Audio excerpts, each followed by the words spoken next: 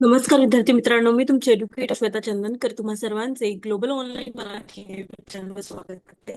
Maharashtra set परीक्षा 2026 यासाठी आपण प्रिपेअर करतो आहोत आणि आपण घेऊन आलो आहोत करंट अफेअर्सची सिरीज.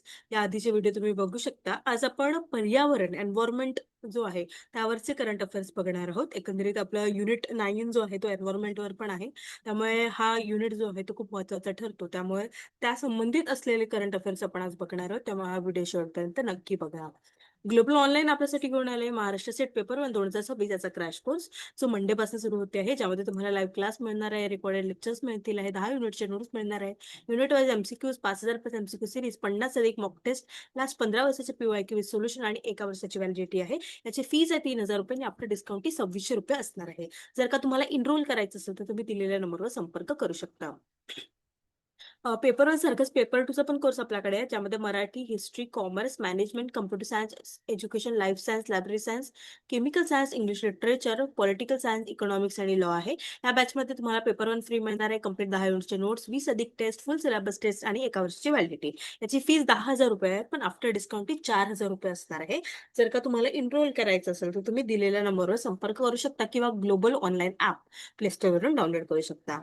या व्हिडिओमध्ये बघा आपण पर्यावरण एन्व्हायरमेंटच्या टॉपिकमध्ये COP30 पाहणार आहोत. Climate change, mission life, international solar alliances, tiger census, Ramsar site, national park, biosphere reserve आणि ॲटमॉस्फेरिक लेवल हे सगळं आपण इथे पाहणार आहोत. क्लायमेट चेंज म्हणजे काय आहे? तर हवामान बदल, जीवन बदल म्हणजे काय? तर पृथ्वीच्या तापमानात दीर्घकाळ होणार किंवा बदल म्हणजे हवामाना बदल. दीर्घकाळ होणारा बदल, ज्यामध्ये काय होतं, हरितगृह वायू जे आहे CO2, मिथेन, CH4, जंगलतोड, औद्योगिकरण, जीवाश्म इंधनाचा वापर होतो यामध्ये. आणि याचा परिणाम कुठे होतो? क्लायमेट चेंज का बरं होतो? त्याचा परिणाम जागतिक तापमान वाढीत होते, ग्लोबल वॉर्मिंग, हिमनद्या पितळणे, समुद्रगती, आपले पण पूर्ण उष्णतेच्या लाटा. बघा, हरितगृह वाढत्या मानवी घडामोडीमुळे जे कार्बन डायऑक्साईड आहे त्याचं प्रमाण वाढत आहे, त्यामुळे तापमानातही वाढ होत आहे. ते आहे क्लायमेट चेंज. हरितगृह वायू कार्बनमध्ये आपल्याला CO2, मिथेन आणि नायट्रस ऑक्साईड या हे घटक जास्त मिळतात आहे. ठीक आहे. ग्लोबल ऑनलाईन आपल्यासाठी घेऊन आले आहे 5,000 प्लस प्रश्नांचा संच, 50 सराव प्रश्नपत्रिका असलेले एक गाईड, ज्यामध्ये जे मराठी आणि इंग्लिश दोन्हीमध्ये अवेलेबल आहे. ते Amazon वरून तुम्ही ऑर्डर करू शकता. यामध्ये तुम्हाला मागील वर्षाच्या प्रश्नपत्रिका, विभागनीय युनिट वाईज प्रश्नपत्रिका आणि मॉक टेस्ट दोन्ही असणार आहे. त्यामुळे आजच ऑर्डर करा आणि अभ्यासाला लागा. ठीक आहे. तर COP30 म्हणजे काय? कॉन्फरन्स ऑफ द पार्टीज जे असतात ते COP आहे.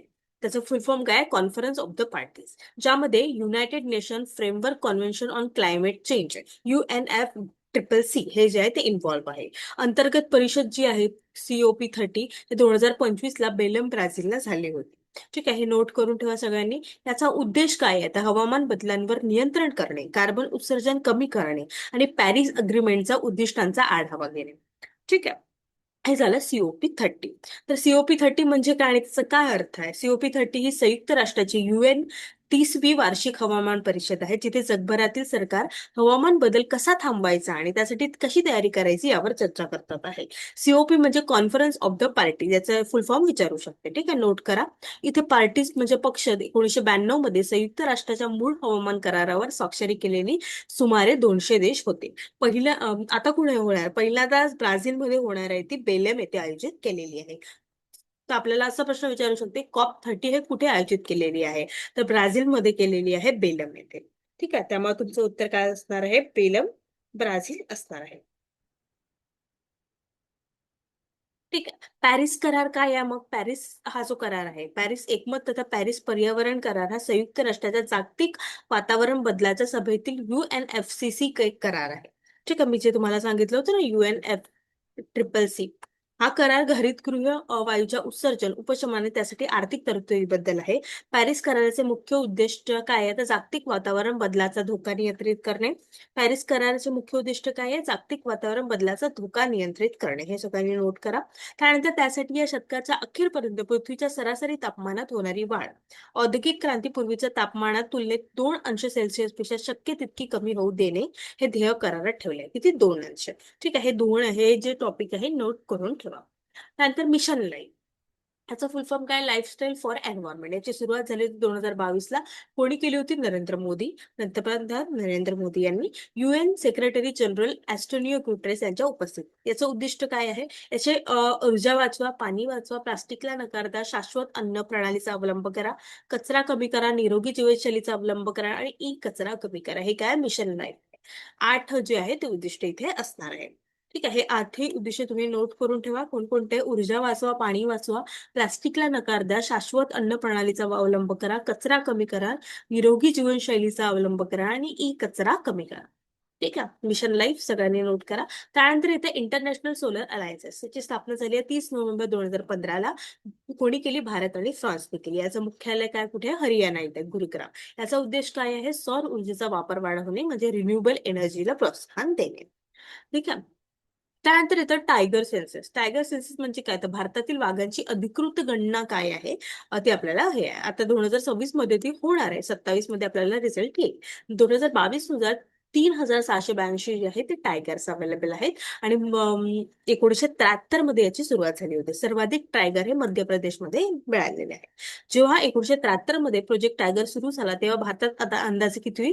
1800 जंगली वाघ होते. 2006 पर्यंत ते 1411 झाली, म्हणजे घसरली. त्यानंतर 2010 मध्ये ते 1706 या वाघांची नोंद झाली होती आणि आता किती आहे? 3682 आहे. ठीक आहे. त्यानंतर इथं रामसर साईट. रामसर कन्व्हेन्शन जे आहे ते 1971 मध्ये झालं होतं. स्थान रामसर, इराण. याचा उद्देश काय? वेटलँडचे संरक्षण करणे. है ना, पाणथळ जमीन जी आहे, पाणथळ त्याच्यामध्ये त्याचे संरक्षण करणे. भारतातील रामसर साईट किती आहे? 91 आहे 2025 पर्यंतच. यामध्ये कोणकोणते? पाटणा पक्षी अभयारण्य 2026 मध्ये रामसर साईट म्हणून घोषित झाले, जे उत्तर प्रदेशमध्ये आहे. छारी धंद कच्छ हे गुजरातमध्ये आहे. शेखा झील पक्षी अभयारण्य उत्तर प्रदेशमध्ये आहे आणि जयप्रकाश नारायण पक्षी अभयारण्य हे सुद्धा उत्तर प्रदेशमध्ये आहे. हे 2026 मध्ये ऍड ऑन केलेले आहे. त्यामुळे हे सगळं तुम्ही नोट करून ठेवा. ठीक आहे. Ramsar site. आता तुम्हाला जर का हे थोडं हे वाटत असेल तर प्रश्न जे आपण घेतो त्यावरून तुम्हाला पुन्हा क्लिअर होईल की कसे प्रश्न विचारतात हे. एकंदरीत असा प्रश्न विचारेल की रामसर साईटची स्थापना कधी झाली, तर ते आपल्याला माहिती असायला. भारतात राज्य आणि केंद्रशासित प्रदेशामध्ये 100 रामसर स्थळे आहेत, ज्यापैकी प्रत्येक स्थळाला त्यांच्या पर्यावरण, जलशास्त्रीय आणि जैवविविधतेच्या महत्वासाठी मान्यता देण्यात आली आहे. सर्वात मोठे रामसर स्थळ पश्चिम बंगालमधील सुंदरबन पाणथळ प्रदेश आहे आणि सर्वात लहान कोणते? हिमाचल प्रदेशमधील रेणुका सरोवर. आता हे विचारू शकते की सर्वात मोठे कोणते आहे, तर ते आहे सुंदरबन. ठीक आहे. तमिळनाडूमध्ये वेपनूर पाणथळ संकुल याचाही समावेश याच्यामध्ये आहे कमीमध्ये. सर्वात जुनी रामसर स्थळे कोणती आहेत? तर चिल्का सरोवर ओडिसामध्ये. आणि राजस्थानमधील केवलादेव या घाना राष्ट्रीय उद्यान हे 1981 मध्ये घोषित करण्यात आलं, जे पाणथळ प्रदेशांच्या संवर्धनासाठी भारताच्या दीर्घकालीन वचनबद्धतेमध्ये प्रतीक आहे. जुलै 2026 पर्यंत उत्तर प्रदेशातील जयप्रकाश नारायण पक्षी अभयारण्य यांचा रामसर करारामध्ये यादी समावेश झालेला आहे. मी आताच तुम्हाला सांगितलं. 5 जून 2026 रोजी जागतिक पर्यावरण दिन च्या निमित्ताने 5 जून 2026 रोजी 100वे रामसर स्थळ घोषित करण्यात आले होते आणि ते कोणतं असणार आहे? उत्तर प्रदेशमधील जयप्रकाश नारायण पक्षी अभयारण्य. ठीक आहे. त्यानंतर येतं नॅशनल पार्क. नॅशनल पार्क म्हणजे जीव किंवा जैवविविधतेचे संरक्षण करणारे एक संरक्षित क्षेत्र. भारतात 106 नॅशनल पार्क्स आहेत. महाराष्ट्रातील कोणते? ताडोबा, संजय गांधी, गुगामल, नवेगाव, चांदोली आपल्याला माहिती आहे. भारतातील राष्ट्रीय उद्याने ही International Union for Conservation of Nature नुसार वर्ग केलेले आहे आणि भारतातील पहिले राष्ट्रीय उद्यान कोणते होते? ते 1936 मध्ये स्थापन झालेले होते, जिम कॉर्बेट. आणि कुठे? उत्तराखंडला. ठीक आहे. हे सगळ्यांना माहिती असणे खूप आवश्यक आहे. 1970 मध्ये भारतात फक्त 5च राष्ट्रीय उद्याने होती. 72 मध्ये वन्यजीव संरक्षण कायदा लागू केला आणि 73 मध्ये वाघांच्या संरक्षणासाठी वाघ्य प्रकल्प सुद्धा सुरू केला. त्यानंतर येतं बायोस्पियर रिझर्व. हे काय आहे? जैवविविधतेचे संरक्षण व शाश्वत विकासासाठी राखीव क्षेत्र. भारतात 18 बायोस्पियर रिझर्व आहेत. Maharashtra Sahyadri biosphere reserve. युनेस्कोने मान्यता प्राप्त भारतीय बायोस्पियर रिझर्व कोणकोणते आहेत? निलगिरी, सुंदरबन, नंदादेवी, मनारचा आघात, पचमढी हे सगळे काय? बायोस्पियर रिझर्व आहे.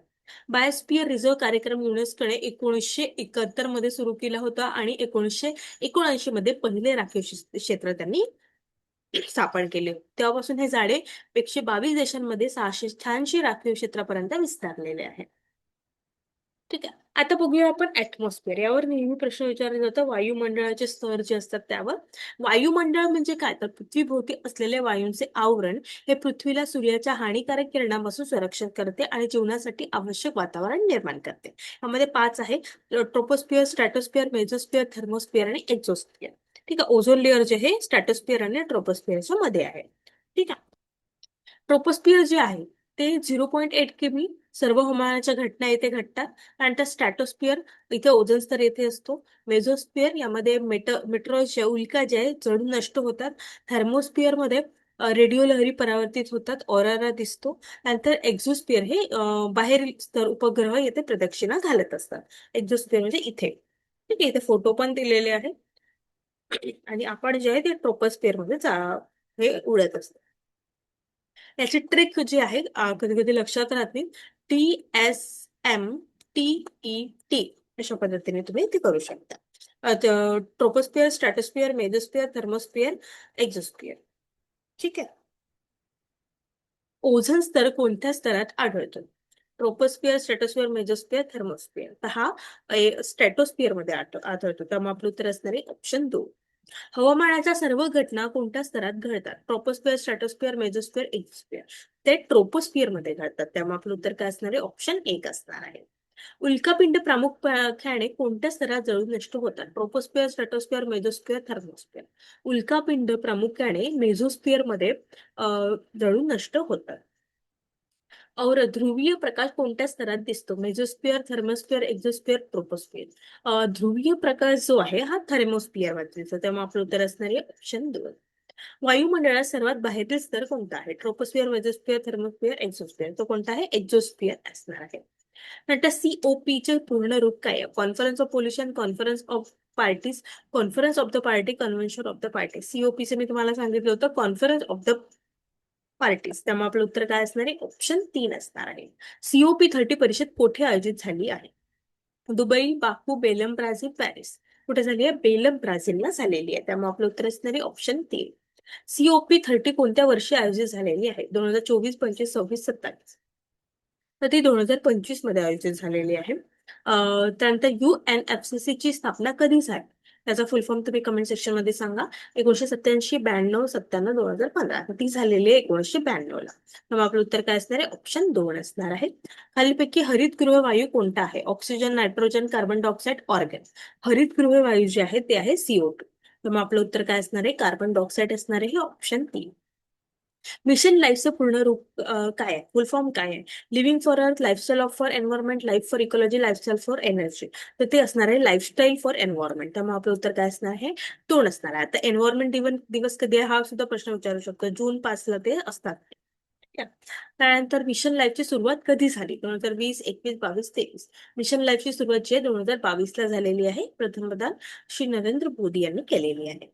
इंटरनॅशनल सोलर अलायन्सेस ISA ची स्थापना कोणत्या 2 देशांनी केली? Bharat, America, Bharat, Japan, Bharat, France, Bharat, Germany. तर हे भारत, फ्रान्स यांनी केलेली आहे. त्यामुळे आपलं उत्तर असणार आहे ऑप्शन 3. इंटरनॅशनल सोलर अलायन्सेसचे मुख्यालय कुठे? नवी दिल्ली, गुरुग्राम, मुंबई, हैदराबाद.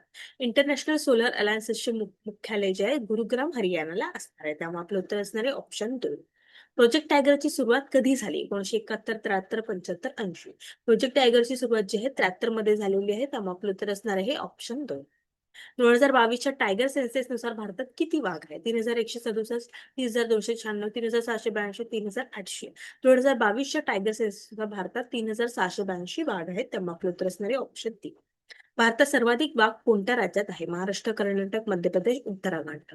तर भारतात सर्वाधिक वाघ मध्य प्रदेशमध्ये आहेत, है ना? त्यामुळे आपलं उत्तर असणार आहे ऑप्शन 3. रामसर कन्व्हेन्शन कोणत्या वर्षी स्वीकारण्यात आले? 1969, 1971, 1973, 1975. रामसर कन्व्हेन्शन जे आहे ते 1971 ला स्वीकारण्यात आलं. त्यामुळे आपलं उत्तर काय असणार आहे? ऑप्शन 2 असणार आहे.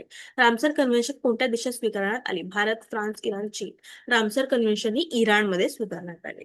रामसर कन्व्हेन्शनचा मुख्य उद्देश काय आहे? जंगल संरक्षण, वाघ संरक्षण, पाणथळ प्रदेशाचे की पर्वत संरक्षण? रामसर कन्व्हेन्शनचं जे आहे वेटलँड, पाणथळ प्रदेशाचे संरक्षण करणे हे त्याचा उद्देश आहे. त्यामुळे आपलं उत्तर असणार आहे ऑप्शन 3. भारतात 2025 पर्यंत किती रामसर साईट आहे? 75, 82, 89, 91. भारतात 2025 पर्यंत 91 रामसर साइट्स आहेत. त्यामुळे आपलं उत्तर काय असणार आहे? ऑप्शन 4 असणार आहे. भारतात एकूण किती नॅशनल पार्क आहे? 98, 102, 106, 110. भारतात एकूण 106 नॅशनल पार्क आहे. ठीक आहे. आणि भारतात किती बायोस्फिअर रिझर्व्ह आहेत? 15, 16, 17, 18. भारतामध्ये आपल्याला 18 बायोस्फिअर रिझर्व्ह दिसतात. ठीक आहे. अशा पद्धतीने आपण काही महत्वाचे पर्यावरण एन्व्हायरमेंटवर काही माहिती बघितलेली आहे. ती माहिती तुम्हाला नक्की मदत करणार आहे. 5,000 प्लस पुस्तकाचा संच तुम्हाला हवा असेल तर तुम्ही Amazonवरून ते ऑर्डर करू शकता. मराठी आणि इंग्लिश दोन्ही भाषेमध्ये आहे. सोबत क्रॅश कोर्स जर का तुम्हाला जॉईन करायचं असेल तर तुम्ही दिलेल्या नंबरवर संपर्क करू शकता किंवा ग्लोबल ऑनलाईन ॲप प्ले स्टोअरवरून डाउनलोड करू शकता. खूप खूप धन्यवाद.